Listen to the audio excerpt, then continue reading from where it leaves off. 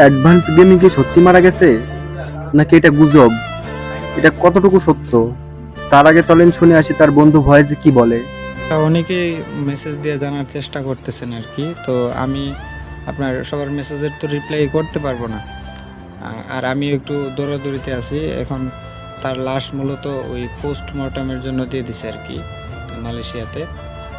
একটা পুরো গেমিং কমিউনিটির একটা আইডল, একটা নাম যেটা একসময় হাজার হাজার মানুষের অনুপ্রেরণা ছিল, আজ সেই অ্যাডভান্স গেমিং আর নাই। হ্যাঁ, শুনতে খারাপ লাগলেও সত্যি, আমরা হারিয়ে ফেলেছি আমাদের সেই অ্যাডভান্স গেমিংকে। তার বন্ধুর মুখ থেকে শুনে অবশ্যই আপনারা ক্লিয়ার হয়েছেন যে অ্যাডভান্স গেমিং কিন্তু আমাদের মাঝে আর নাই, সে কিন্তু মারা গেছে। তার বন্ধুর মুখ থেকে আরেকটা কথা শোনা যাক। অ্যাডভান্স গেমিং কিভাবে অ্যাক্সিডেন্ট করলো এবং কিসের সাথে অ্যাক্সিডেন্ট করে মারা গেল এটা জানা যাক তার বন্ধুর মুখ থেকে।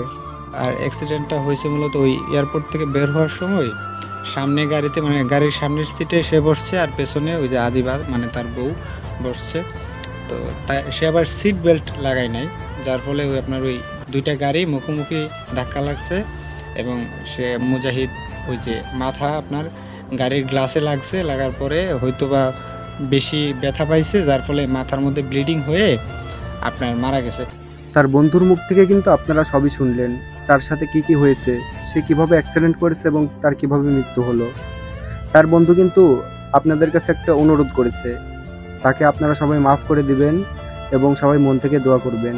সবার উদ্দেশ্যে একটাই কথা বলবো, আপনারা যারা আমার বন্ধুরে এতদিন যাবৎ দেখে না দেখে সাপোর্ট করছেন, হেল্প করছেন, পাশাপাশি তার মানে সব কার্যকলাপে আপনারা খুশি মনে মেনে নিছেন, তো আপনাদের কাছে আমার অনুরোধ, তার যদি কোনো খারাপ বা তার কোনো ব্যবহারে আপনারা কষ্ট পেয়ে থাকেন, আমি আমার বন্ধুর তরফ থেকে আপনাদের কাছে মাপ চাইতেছি।